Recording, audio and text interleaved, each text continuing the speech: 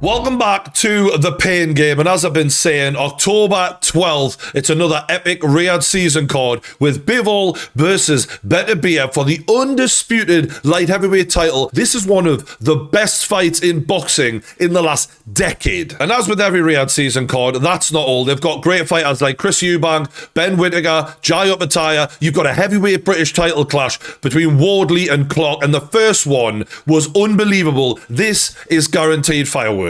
And with these cards, I always like to pick a fighter on them and sort of go down memory lane and get their journey up to this point. And the one I've chosen for this one is Chris Eubank Jr. because honestly, his dad is one of the guys who got me into boxing. Now, he was a bit before my time, but I remember being a really young kid and seeing him on TV and just being like, fucking hell, I've got to watch this. When it comes to showmanship, no one did it better, arguably, than Chris Eubank. And I remember he'd make his opponents wait forever while this music was playing and his name is up in lights. Look at that, man. The smoke behind him, the posture, the arrogance of the man after he'd made his opponent wait for God knows how long. And the song he chose was simply the best. And honestly, it was a cracking entrance. Like, no one had that razzmatazz back then that he had. He was a really special entertainer, but not just an entertainer, a great fighter. And it's funny because he speaks with this like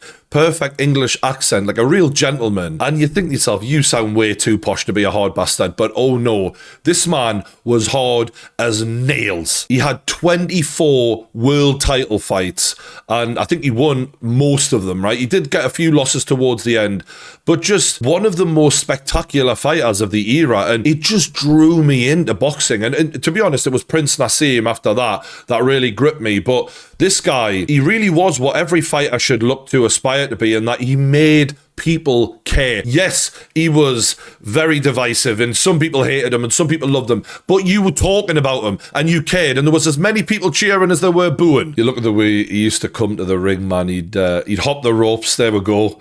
And it was just cinema. And my God, could he crack. I tell you what, he was an animal in there. Boom! Get down! Jesus Christ. Yeah, that's gonna hurt in the morning. Look at him.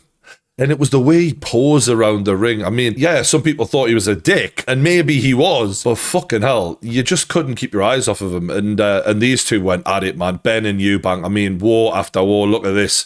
Just an absolute battle to the bitter end. That was peak British boxing, that. So for Chris Eubank Jr. to be born to a father like him, in my opinion, it's a gift and a curse, right? Because you're born into the lap of luxury. Your dad is a superstar. He's a hero to a lot of people. And you've got his name. Doors are opened for you, right? You know, you don't know the struggle that your dad knew when he was a kid. And then when you decide to become a boxer yourself, you're going to make a load of money and get a load of opportunities that if you were just, Bob Smith, who had the same fighting ability, those doors wouldn't be opening for you. So it's a gift in that sense. But it's also a curse because you're forever going to be compared to someone who had 24 world title fights. Like, it's impossible to live up to that almost. And it's like, no matter what Chris Eubank Jr. ever did, he was never ever going to be good enough. And according to Chris, growing up in the household when he was young, it was, his dad was a disciplinarian, right? If you fuck up, you're getting the belt. He even told one funny story where I think he used to put like socks down the back of his pants when he was due a whooping so that it would be a bit of cushion there so it wouldn't be quite as bad. Until one day his dad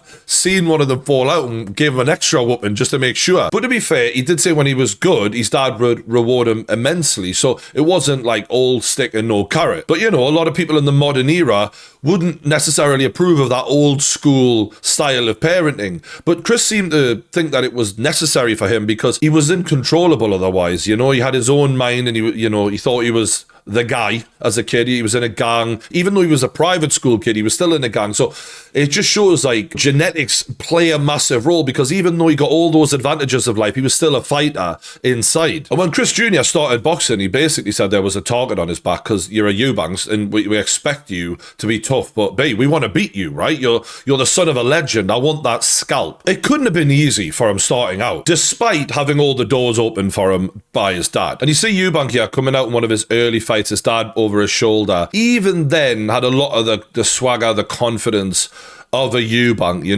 His aura was there. He does the jump in the ring, gives it his dad's moves as well. And for fans of Eubank Sr., it was a real like, oh, we get to see this again. Like, we've missed Eubank Sr. so much. And there was a lot of hope for him. I bet you there was a lot of people hoping he failed as well. And I think even to this day, Eubank Jr. suffers from that. And you see his dad walking around the ring. His dad must have loved having a second chance at boxing. And he originally didn't think his son had the mettle for it, being a posh kid, essentially. This must have been a lovely experience to be able to bond together over boxing with his son. And Eubank said, like, from that moment on, when they became a boxing partnership, it was boxing 24/7. You know, Eubank Sr., it wouldn't just like separate himself as a dad. It was no, like, this is boxing thing we're doing now. Fuck the fucking, you know, the parenting. I'm your coach, trainer, guidance in boxing, which must have been hard because he still needs a dad. And I think he's kind of expressed that a little bit since then, of like,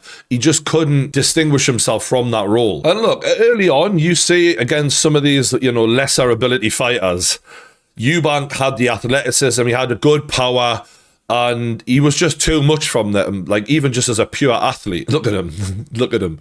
There's such like arrogance here and confidence. And look, it's all well and good against lower level, but for the fans of the time, the fans of Eubank's dad, it was like watching his dad back in the ring a little bit early on. It must have been fun for them. Eubank would get in between rounds and this was so funny, right? Because he just look at his son, he wouldn't even barely give him any notes or sort of thing.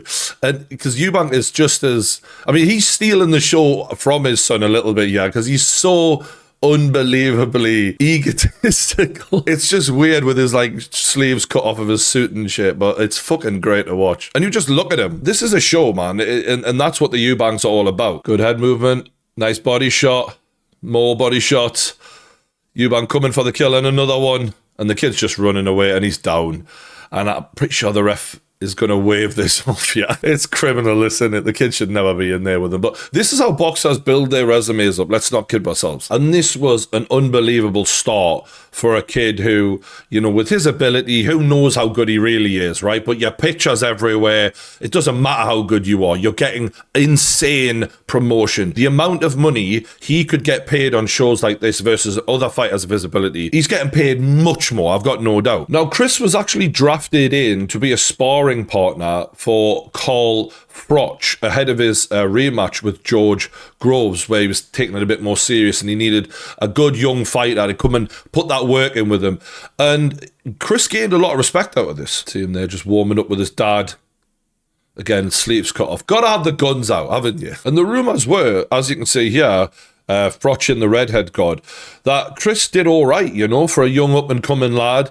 Froch being a world-level fighter, top dog. I'm not saying people thought Chris Eubank won the spar, but, you know, he did all right, and he impressed a few people who were there, you know? And that was good for his reputation, because when you're watching him whip these little cans, you know, no one knows how good he can be. No one has any idea. And that really brought us on to his first test of his career in the name of Billy Joe Saunders. You can see the crowd is much bigger than he's used to in previous events he'd been there. That is a packed house. This is one that people were really excited for. I'm pretty sure this was a Tyson Fury card as well. As you can see here, the southpaw Billy Joe early on, just getting that jab out.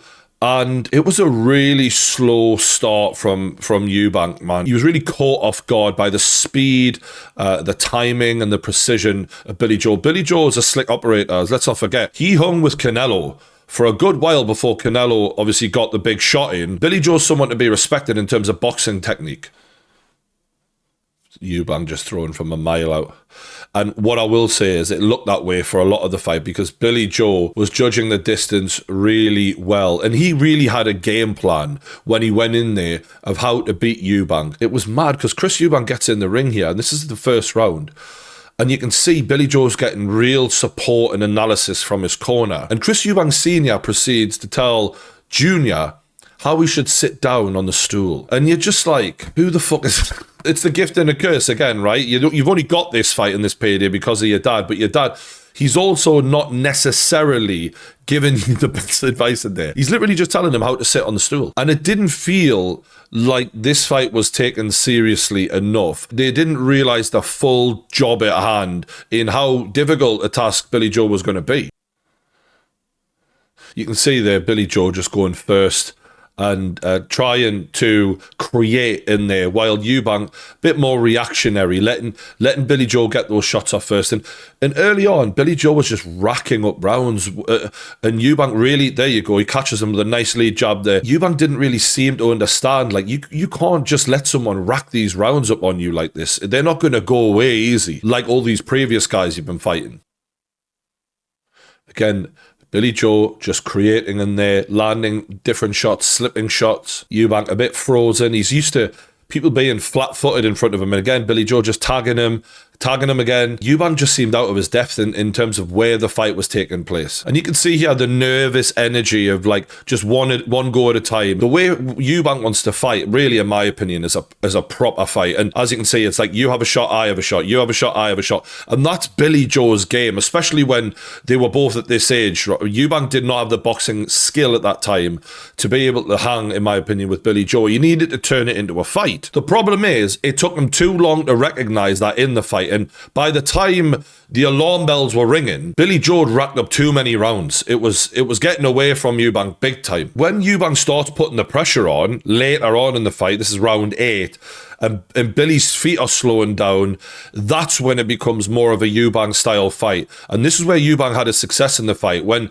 technique and tactics weren't as much of a thing, and it was just pure raw athleticism and who wants it more. And it's funny because, as you can see here, Billy Joe is dipping his head, constantly dipping down. It's a habit of his. If you can time that uppercut, which he's trying to do, you could really do some damage. But it's tricky to do that when someone's head is going down and down and down like that. But ironically, that was exactly the shot that Canelo Alvarez landed on Billy Joe years and years later and broke his fucking eye socket. So these habits, they do matter later on in your career. And this is the last round. Eubank is just giving everything he got. He knows he's behind on the scorecards. He's chasing Billy Joe round like his life depends on it. Billy Joe just backpedaling. He doesn't want to stand and trade with him at all. And to be fair, Eubank is putting it on him big time. It was just a bit too little too late at this point. If there'd been a few more rounds, I think he would have probably won the fight, right? If this was one of those old-fashioned 15-rounders. It was him in the ascendancy. It was Saunders who was more defensive, backpedaling. Didn't look like he was growing into the fight at all. And this is all Eubank at this point. And it was a weird feeling at the end of the fight. I remember Saunders raising his hands and thinking, it's strange because as the fight's gone on, he's lost quite a lot of rounds there, but he's probably won more rounds than Eubank. But did he look like a winner in the last round when he's holding on and just landing the odd jab? Not at all. And I feel like it was Eubank's lack of good competition, lack of knowledge, lack of good coaching, lack of good instructions that cost him that fight. And it's ironic because a lot of people were pointing the finger at his dad, I think, at the time, going like, where was the instruction to pull the trigger earlier and get why were you allowing him to just rack rounds up at the start of the fight? It was terrible strategy. It was clear that Eubank needed more experience, more tough 12-round action in order to get used to that level. And they brought in this guy, Dmitry Chudinov, who had won 14, he hadn't lost a fight yet, and it was a grueling competitor that he needed to break down. It wasn't going to be easy. It wasn't going to be all his own way. I remember watching this thinking, this kid has took bangs throughout this fight and kept on coming. And that's probably exactly what Eubank needed. Like, he really needed to be pushed a bit harder. He had to work a lot harder for this kind of win. And that's where you find out what you're made of and find out what tools you've actually got to pull from. And this guy really was tough to get out of there. Look at that. Big shots. Big shots. It was like, yeah, he was indestructible. Mind you, not great at puncher himself at the moment. You can tell he's fucked. But this is the kind of fight he should have been having before the Billy Joe fight. And nice, quick hands from Eubank. And what I will give Eubank is in his toolbox is great cardio. He's got a fucking good engine on him. And for a long time, he's had a fucking good chin. I mean, there was, you know, the recent, I'll get onto that. But his chin and his engine, great. Decent speed. Power is debatable. I don't think he's got amazing power, but he keeps coming all night. And look at this. He really is pouring everything he can on to get there. And this is where we got to see a little bit more of what Eubank's made of, right? We've seen that last round against Billy Joe. We've seen he had heart. We've seen he had desire. But that was in a really dark rivalry where they both really wanted to beat each other. This guy, the fire wasn't there between them in the same way, right? This could be any guy. He showed a lot of mettle. And in the final round, Eubank just absolutely let rip. And for him to have this much left in the gas tank, you know, in the 12th round is impressive. Even if you're fighting a guy who you're the better fighter on. You know, he'd been whacking this kid. Look at that, man. This was where we see, like, you have got some ferocity about you. You're not just this posh kid, you know, from the Eubank lineage. You actually do deserve to have the name. And he put a beating on this lad. Ooh, big shot from Eubank. Lovely uppercut. And these are the multi-punch combos that I like from Eubank, right? It's not always the right thing to do because you can leave yourself wide open when you throw too many if you're in there with someone who can counter-punch and throw at the same time as you with a bit of power. But at this level, it was really entertaining to see him just unload the clip on this kind of competitor. And my God, is he unloading the clip. Damn. And the referee waves it off. Fair play to the other kid, right? He took a fucking absolute paste in there and he kept on coming for more. And that was a real good bounce back fight, right? That was a fighter who was seen as a hard guy to finish. Yes, it was a referee stoppage, but it was a good look for Eubank. And one of the next big fights that Eubank would line up was Gary Spike O'Sullivan, who had 5 knockouts in a row coming into the fight. And a lot of people were thinking, you know what? This is a bit of a dangerous guy, right? He might not be able to fuck with you on a boxing level, on a fitness level, but he's got hands. He's got some power and he could hurt you. And as you see, this was one of Chris's first big entrances, right? Things are starting to get a bit bigger profile. Comes out with a Union Jack on, Still Dre as the entrance music. Him and his dad both have pretty sick tunes. And his dad stood behind him there, and they were a real force to be reckoned with on an entertainment level. You see his dad dancing behind him. It's fucking weird, but it's class. This felt like a quite a big moment in the Eubank career. It was a level up in terms of, we're on the big stage here. This is the O2 Arena. Everyone watching needs to make a statement with this one. And he did. And I remember thinking, this is the kind of fight where, against a banger, you want to box them, right? You don't want to fight them. And Eubank goes in there, hands fairly low, looking for a scrap. I thought it was a terrible game plan, you know, and you're thinking, why are you letting this guy have a chance? You could use your boxing technique, and he was really fighting fire with fire. It was fucking crazy. Whoop. Oh, no, you got a reaction out of Eubank there. Spike landed, I think it was a lead left hook there. And again, when you're hooking with a hooker, it's a dangerous, you know, way to fight, but my God, it was fucking entertaining. You're giving the fans what they came for. This is the type of fight I like watching, me, and I know some boxing purists might not like it, but fuck me, this is fun to watch. And Eubank bangs him with the fucking hit, goes low, goes high. Brilliant shot. Eubank showing good punch variety in this one. Lots of uppercuts, banging them in, up, through the middle, then with the hook. Good straight shots, piling the pressure on. And this Spike guy had a fucking chin on him, man, because he is taking some licks here. And Eubank is giving every fan in there what they came to see, man. This is quality. You see the next gen on the shorts. He rocked that for a while. That was, you know, the next gen Eubank. That was his sort of nickname. Eubank got caught there, you know, and he's wobbled big time. Fuck me, let's see that again. Eubank loads up, and that uppercut he was throwing, just like AJ, he gets caught with a hook, ironically, and that's how you counter an uppercut, clearly. But he owned it well, and that was where Eubank sort of started getting a lot of respect for his chin. Taking shots like that, it's impressive. Lovely to the body, to the head. And he goes for it again. He misses it this time. And this is a pace to be setting. If you're the better athlete and you're pushing the pace like this against a knockout artist, he's going to struggle to live with him. You are going to give him chances to hit you, but you're draining that gas tank. You see here, I think this is Adam Booth, was a trainer who they brought in not long before this. May have been 1 or 2 fights, but Adam Booth, a pretty technical boxing guy, right? He's not telling him to go in there and just trade with this slugger. So fuck knows what he was thinking. But changing of coaches is something that we've come to sort of expect from Eubank. There's an air of he's difficult to get along with. He's a bit of a spoiled brat, according to some people. That's not my opinion. I'm just seeing it all over the internet, right? And, you know, he's changed promoters and coaches throughout his career. We've seen him slag off the promoters recently, and a lot of people think that he's the problem, right? He's just difficult to get him to listen to you. But clearly, he showed talent in this fight. Motherfucker. That right hand from Spike, honestly, he must have been thinking, I've got him, yeah. And again, the chin of Eubank holds up, and that's something that him and his dad both have. And to be fair, Eubank does the right thing here. He keeps him at arm's length, starts landing the jab, and backs away. I mean, this was a really testing fight. And the thing with Eubank is, as much as I love these combos, when you're in there with a banger, you throw too many of them, he's going to throw right in the middle like he did there, and he caught him with a left hook. And against a guy like this, throwing 1s and 2s and getting out of danger is way safer than throwing 3s and 4s and 5s like he is. But this is him young, inexperienced, and feeling his way into it.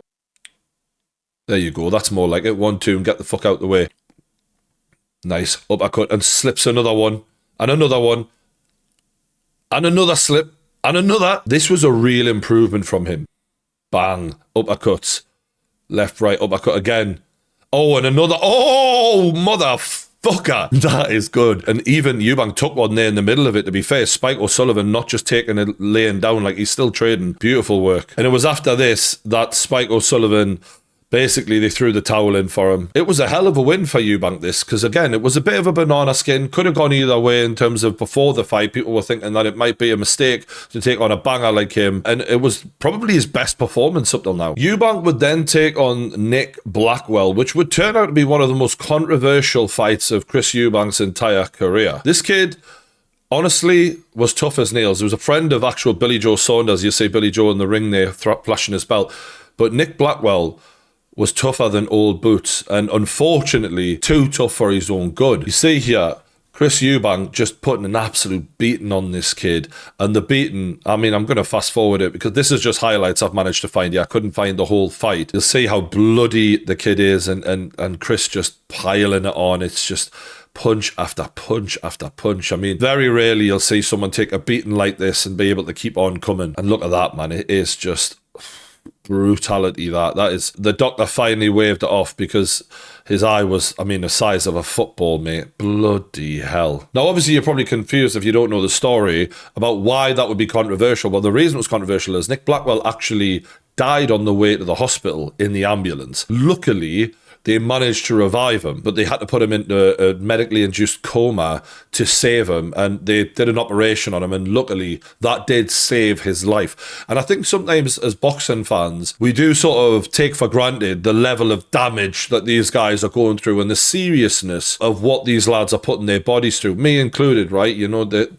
like I said about AJ's fight, it's like watching Superman die. These are superheroes, right? Some of these guys in your head, but fucking hell, the kid died in the ambulance, and obviously they revived him, but it was a very controversial moment because of what transpired in the immediate aftermath and how Nick Blackwell felt about the whole thing. You've been very scathing in the papers today. The Sun has a big exclusive with you against the Eubanks, father and son. You're very angry that they gave a press conference within a few days while you were still in a coma. Angry that Chris Eubank Jr., having put you in a coma, then goes partying that night rather than perhaps coming to check if you were okay.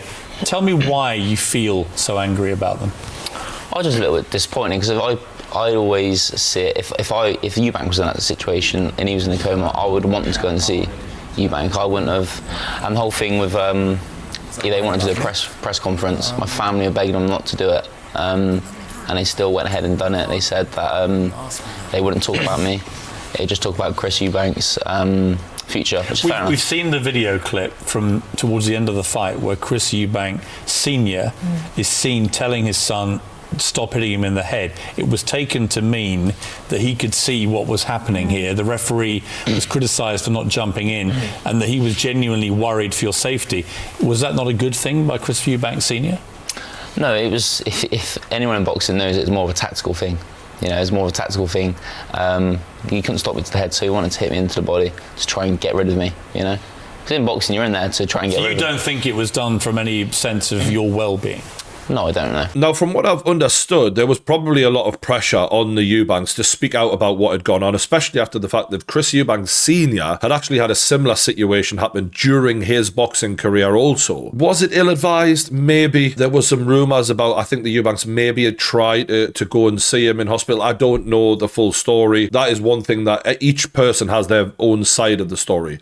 One thing I would say is the person responsible for the fighter's safety in that moment is the corner, is the doctor, is the referee. It's not the guy who's supposed to be punching the guy in the head. So I don't personally have any blame to put on Chris Eubank Jr. in that scenario whatsoever. I just think it's really unfortunate and sad that this kid had that happen to him. And it's even more unfortunate that months later, after making a full recovery, it seemed, he ended up sparring behind closed doors, even after being told that he was like medically suspended from boxing, and further having more injuries on the head. Yeah, just a really sad bad situation, that, and my heart goes out to, you know, boxers who go through that, because these guys have got dreams, they've got hopes, and they're fighting for their future, and to have that happen to you, it must be fucking devastating, especially for the people around them, and also to be the other guy on the other end of the ring doing that to someone and having to live with the guilt if anything goes wrong. I can't imagine it. But that was a really interesting time in the career of Chris Eubank, and especially after what his dad had been through. Now, after a few more wins, he would then fight in the World Boxing Super Series tournament against the WBC number 3 ranked Yildirim. This guy was undefeated at the time. He would later fight Canelo, so a decent level of opponent, and this tournament was a chance at real big success. There was high hopes for Eubank going into this. That was a lovely uppercut, I tell you what. And first round, standing count for Yildirim, and Eubank just caught him flush coming in, and again on the back foot. This is the third round here, and again Eubank just calm in there. He doesn't look fazed by anything Yildirim's doing, and you can always tell with Eubank when he's confident in the ring. He's a completely different fighter when he's aware of that his opponent might have something for him, or when he's letting his hands go. Eubank absolutely detonating on Yildirim here. Oh, big shots, even breaking through the guard and around the guard. And this is the best of Eubank right now. Throwing those multi-punch combos, drops him. The referee waved it off immediately. I mean, Yildirim doesn't know where the fuck he is. For me, that was one of his best wins to date at that point. You know, he's a number 3 ranked serious competitor. That was the coming of age moment in my head at the time of, right, okay, we're getting the best of you now, mate. What a message to send to the rest of the competitors in the tournament, right? You're sitting there flatlining the guy in 3 rounds and just acting like it was nothing. And it was a brilliant performance, that. Defensively, offensively, never put a foot wrong. Then came this guy, George Groves, who'd fought at the highest level, right? Carl Froch, 80,000 at Wembley. This is a normal day at the office for George Groves, right? You're going to really have to prove yourself now, because the last win, as I said, was a real coming of age moment, but this is who you really need to do it against. If you're going to go on to the bigger and better things of world titles, you need to get through this guy, and you need to make it look like you belong. And unfortunately, he failed. I don't know whether it was the sparring that they'd done previously. Apparently, they'd sparred before, but he was very respectful of George Groves in a way that he's not normally against other people. And Groves fought his kind of fight. He never stopped moving. And that is something that we've seen with Billy Joe Saunders earlier in his career. Eubank struggled with, because Eubank likes to throw those 3-4 punch combinations. And if the guy's a moving target, it's very hard for him to do that. And with Eubank not having that one punch knockout power, and be honest, Groves was light on his feet and making him miss a lot. He was outlanding him and outpointing him. And again, you know, who's the trainer of Chris Eubank Jr. at this point? It's a different guy all the time, you know, and the allegations are that Eubank doesn't listen to coaches anyway. And a guy like Groves, you're going to need a game plan. You're going to need to know everything about him. And with Groves, he had Shane McGuigan, who is a very clever and experienced boxing coach, and they put together a top game plan to make it really hard for Eubank. And I mean, these are the highlights, and you can see Eubank's giving it huff and puff, but the connection to the punches, Groves there on the back foot landing, really mobile in this fight, Groves, even though, to be honest, Groves was at the end of his career here. He was probably a lesser version of himself by his own standards, I would imagine. Eubank missing wildly. It just looked sloppy, to be honest with you. This didn't look like a... Look at that, man. That's not... You know, when you look at Eubank at his best, it's good, clean boxing with a bit of fight in there as well. This is just a barroom brawl, and he looked out of ideas, man. He looked like he didn't know where the answer was coming from. And you see, for one of the first times, Chris Eubank got a big cut over the eye, and that was another bit of crisis of confidence, I think, of like, you're seeing him physically damaged here, and the other guy's hard to lay a glove on. Just no real good shots landing for him. Ooh, we felt that. And that's another reason. I think Groves had enough power to get the respect of Chris Eubank. Eubank knew, I can't fuck around completely in here. And it just gave him enough doubt to disrupt him in the way he normally likes to fight. I mean, it's just hard to even see a single clean punch landing here. I think by the end of the fight, Groves had landed 30 punches, landed more than Eubank did, which, you know, over 12 rounds, it adds up. When you're missing by miles like that consistently throughout the fight, I mean, we got tagged there. Not only is it not a good look, and it makes the judges say that you're clearly missing, you're not just missing a little bit. Sometimes the judge might give you a point by accident. You're also draining the gas tank and getting nothing in return for it. And it was a crafty Fox performance from Groves, where he just showed the experience and the skill, and that he'd really been working on his craft as a fighter, whereas Eubank still he resorted back to that younger mentality where he was just all brawl and not enough boxing skill in that moment. I will give Eubank one thing, pretty similar to the Billy Joe fight, is as the fight went on, he did throw everything at him, and the kitchen sink was going, but look at that. I mean, he's literally throwing so wildly, he's hitting the deck himself. I think this was a really, really disappointing performance, and a one where a lot of people kind of were like, Groves is towards the end of his career, you're supposed to be in the ascendancy, and you're getting a bit of a schooling here. You're not going to make the grade. And actually, no one said that better than Prince Naseem Hamed. We're not talking about a similar caliber right now. This is why this is totally different. We can't mention Lennox in the same kind of breath as we mentioned Junior. You just did. No, I'm just saying this is what this guy did is totally different. I mean, he's at a mark right now, he's at a level like right now that he shouldn't be at. The point they're getting at is that Chris Eubank Sr. was referring to Junior as like the next Floyd Mayweather before this fight, and there was a lot of hype. I don't know if that helped. Listen, you're either good at boxing or you're not. That is so harsh, bro. But like, it's Prince Naseem Hamed saying that, right? This is one of the greats. This is the guy who probably got me into boxing, if I'm being honest. Like, an absolute hero. So when he says that, those words have weight. And when he says you're either good at boxing or you're not, fuck me, that makes anyone rethink their life. His dad's been saying that he's unbelievable, that he's going to shock the world. Reality's tonight, and reality hits home hard. This is it. I'm sorry, Duke. I know you don't want to. I don't know you don't want to hear this. I love him. I personally don't think, right, he's a hard puncher anyway. In this game, you need to get a jail card. You need to be able to put them away. Brock them up. And that went viral, right? That was a huge moment because Prince Naz's words have weight, like I say, but it was a real low moment in the Eubank journey. That was a bad day at the office, that. And it felt like the jig was up, right? This guy is never going to go on to become what he'd been built as. And Eubank was lined up against this guy who was a comeback fight, standard procedure, right? He's going to give you some good rounds, but he's not supposed to actually beat you. And what was mad was, as we went through the rounds, the guy picked up an injury and the fight was called off. What was weird was they nearly ended up fighting in the interview afterwards. Too tough for him, so he quit. Is that why you think that's the real reason then, that the going got a bit tough? I believe so. The guy overhears it and then he has his say. I hurt my shoulder through the second round. I couldn't use it anymore. Why wait for a beating and a half then off him? This is my good arm to fight with. Your job to keep him off. From there on, he's going to destroy me then, wasn't he? No point holding up for a beating, is there? Thank you for clearing that up, Chris. With fighters, you know, your shoulder's bad, I understand, but you got to pull through these things. That's the only way you're going to make it in the game. Not if there's another 7 rounds left. I'd like to see you, if you had a sore shoulder in the first round as bad as mine, would you finish off in 7 rounds with me? Maybe I look in my second professional fight, I fought with one arm for the entire fight. That's how much I wanted to. Yeah, that's why. Do you know who he fought? A journeyman that he could beat with no hands. So it's a difference in this level of boxing, fighting with a bad shoulder. Listen, I don't get arrogant or ignorant. We're not here. Because I know one bit afraid of you. Anytime. Guys, let's not have the fight again a second time. With one hand. Let's not have the fight a second time, guys, please.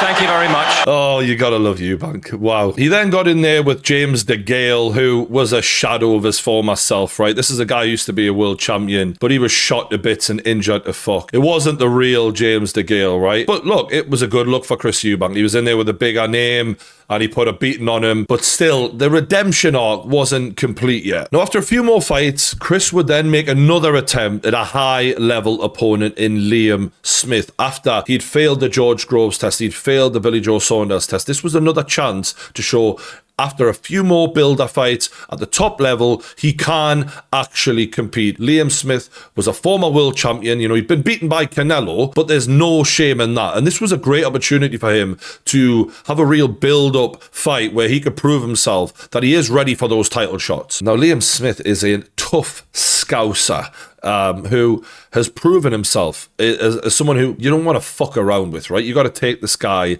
seriously. And Eubank was being coached by Roy Jones Jr. And the theory behind it was Eubank's ego is such that only people with his kind of legacy will he actually listen to. The problem is the style of a Roy Jones Jr., the footwork, the movement, and the attributes that he had. Chris Eubank has shown that he doesn't really have those same attributes, right? We see in the way George Groves had the movement on him. Billy Joe Saunders had the movement on him. So for Chris to come in against Liam Smith with that sort of approach was always going to be a risk, and it didn't pay off. You can see, like, Chris, you know, it's a different style altogether. He's got his hands real low, chin up in the air. Before this fight, he was actually supposed to fight Conor Benn, and that fight had gone tits up due to a failed drug test on Conor Benn's part. But Eubank had been depleting himself to make the weight for that. And a lot of people think that that really didn't help him coming into this fight against Liam Smith. Eubank was just casual in here. You see how, like, yeah, he's loose, but he's running the risk here, leaving his chin out there, hands low. And even when he's throwing, it's just he's not respectful of what he's in there with, in my opinion here. And Liam, you know, he's a clever veteran of the fight game, right? And he's boxing him into this corner here. Eubank content to just let himself be backed up like this right into the corner where, you know, you're trying to use your footwork, but there's nowhere to go here when you're in the corner. And he gets caught with some big shots. And we've never seen Eubank go down like that. He was scrambled, right? This Eubank chin was nowhere to be seen. It was weird seeing him so hurt. We've never seen vulnerability like it. We've seen him hurt, but actually Eubank has got a good poker face. He's actually a poker player, and he normally disguises it well. But he was gone, man. It was a sad day in his career. And look, the referee stopped it, and Eubank is still trying to fight on. And on the one hand, you got to say fair fucks, mate. The guy's got the fighter spirit in him. But it was another big blow. You'd stepped up to another test, and it's another failure. And this one was a bad failure, man. It felt like, what's the fucking point, really? In the eyes of a lot of Eubank fans, it was a real letdown. Liam Smith there rubbing it right in. That was a huge win for him. And look, there was debate about the stoppage in the sense of, like, Eubank was creating the debate. He said, I wished I could have gone on with it. But in reality, I actually think the referee did him a fucking favour, because when you get flatlined, sometimes the chin doesn't recover. And I think, you know, he lived to fight another day thanks to the ref. But, you know, he did show sportsmanship here. I like this. As much as Eubank's got this attitude of being an arrogant bastard, he showed a lot of humility and sportsmanship there and said, look, fair fucks. And that actually made me respect him a bit more. But it was crystal clear after that fight. This Roy Jones style ain't for you, pal. I enjoyed it. You know, it was something new. Imagine, you know, you've been in a sport your entire career and something new happens to you. It's exciting.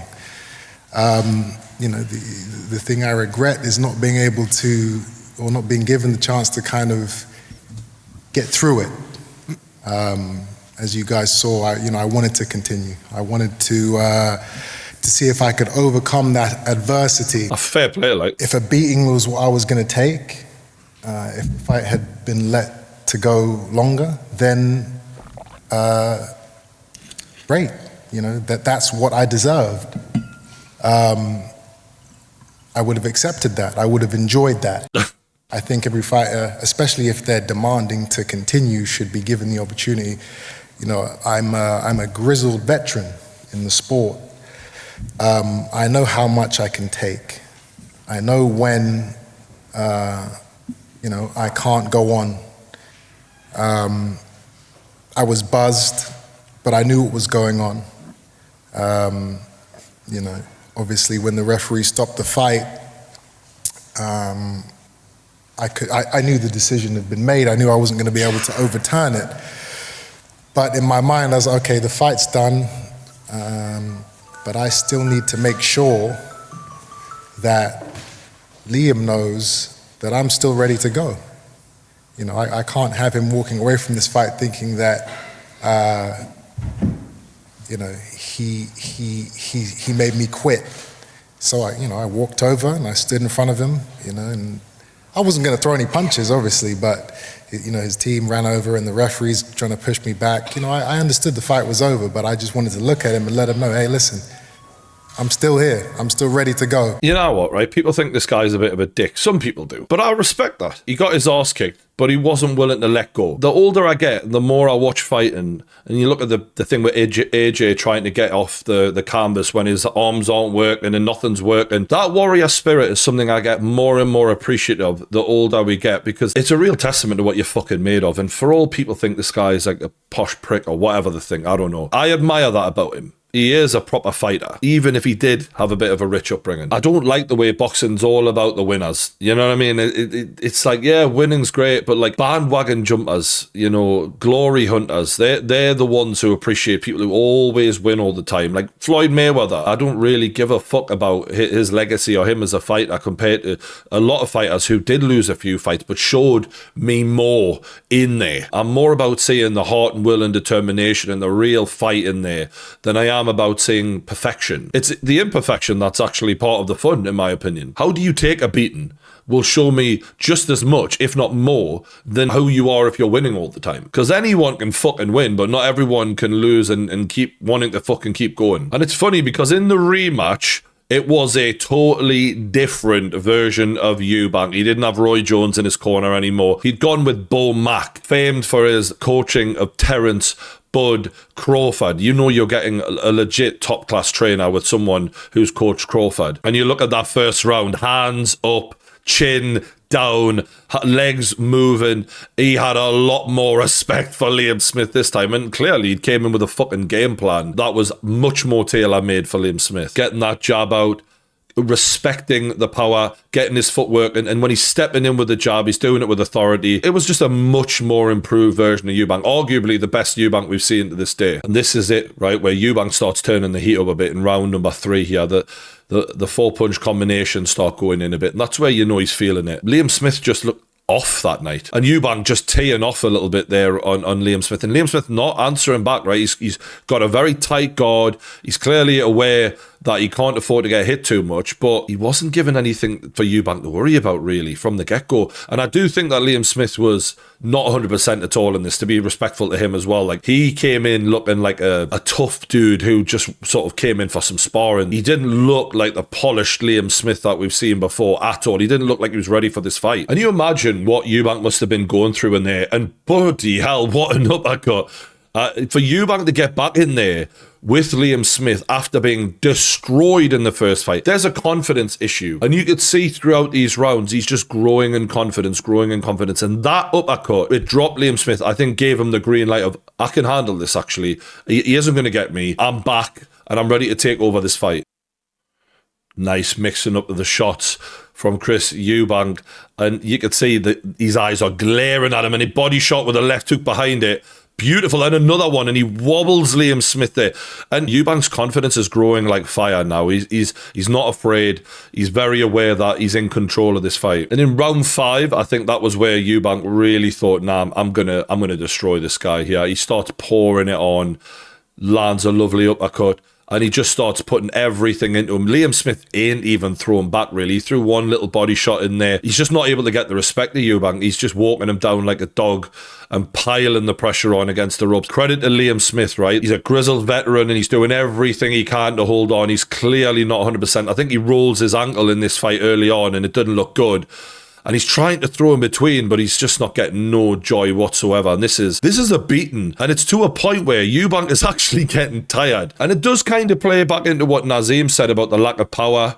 You know, he was piling on the pressure, and if you're hitting someone that much, you'd want a bit more of a reaction. But I think Eubank used his smarts to go, right, let me not gas out trying to get this guy out of there and take my time a bit more. Because Smith's so tough, you're not going to just knock him out with a shot, unless you're Canelo Alvarez. Oh, he's smashing him now. He's absolutely on the ropes, literally.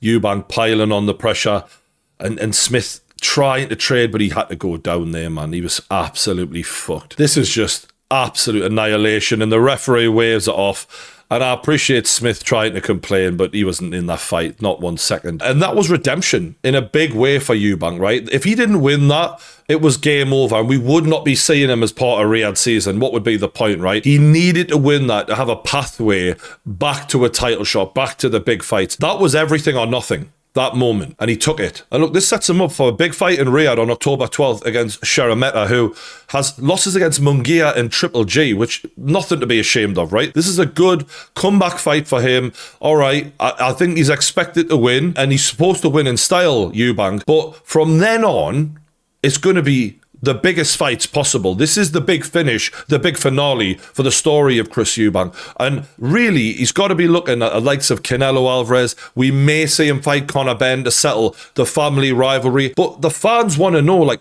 what is the motivation? What is the drive and determination now? He needs to show us that he means business, because it's been a lot of flattering to deceive and false starts and big tests that have been failed. This needs to be flawless from here on out. And one important part of the Eubank story that I think is really changing the way that people view Chris Eubank Jr. is the tragic death of his brother, Sebastian Eubank, who died of a heart attack at a very young age. I think he was 29 when he died. So this is seen a softness of Chris Eubank come out, the arrogance and the brash, cocky entertainer. The cloak was taken off for a minute, and we've seen a different side of him, specifically when he really became a father figure to the son Raheem, who was left behind by Sebastian. And to see the way Chris Eubank Jr. has taken to his nephew and been so affectionate towards him, it warms the heart, right? Because as fight fans, you know, you see these guys in the ring, they're warriors, they're fighters, they're entertainers. You don't get to see that side. And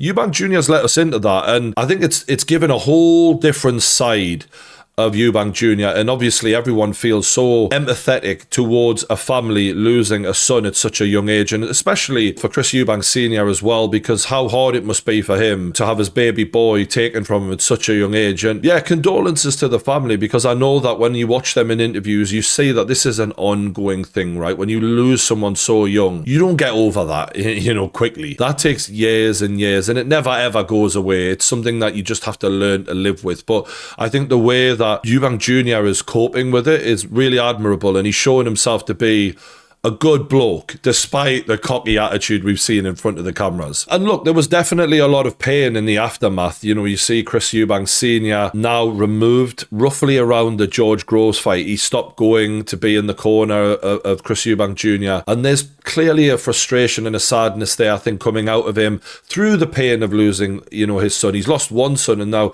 the other son, you know, after helping him throughout his boxing career, is sort of putting very clear boundaries there of, look, I want you to be a dad, not, you know, my boxing guy anymore. And that must be difficult. It's not easy life, is it? And Chris Eubank Sr. was on, you know, I think it was TalkSport, saying, you know, he could have been a tremendous fighter. He doesn't listen. In the interview, I was saying, you know, he's a bit of a charlatan, and Eubank Sr. didn't really challenge or stick up for his son in the way you would have thought. And, you know, maybe that's all born out of just Chris Eubank Sr. going through a rough time and feeling pain and lashing out in one way or another, or maybe he's just doing it for publicity, because he's a clever man, is old Chris Eubank Sr. But I would like for Chris Eubank Jr. to seize this opportunity on October 12th to get a big win and to then finish his career in a really strong way, in honor of his brother, right? You know, he has his brother's name, I think, on his trunk sometimes, and I'm rooting for him. So I wish him the best. I can't wait to see this fight. I know a lot of you lot can't as well, and not to mention Dmitry Bivol versus Artur Beterbiev. I mean, we've got one of the greatest fights of the last decade taking place in Riyadh. And me and the lads, we're going to be there. We're going to be putting on the live show. So don't forget to check us out on the Pain Game Live. I hope you've enjoyed this video. I've really enjoyed going back down memory lane, and hopefully you've learned a thing or two. If you've enjoyed it, please hit the like button. It makes a difference. And if you haven't already, hit the subscribe button on the Pain Game YouTube channel. Thanks for watching, and I'll see you on the next one. Cheers.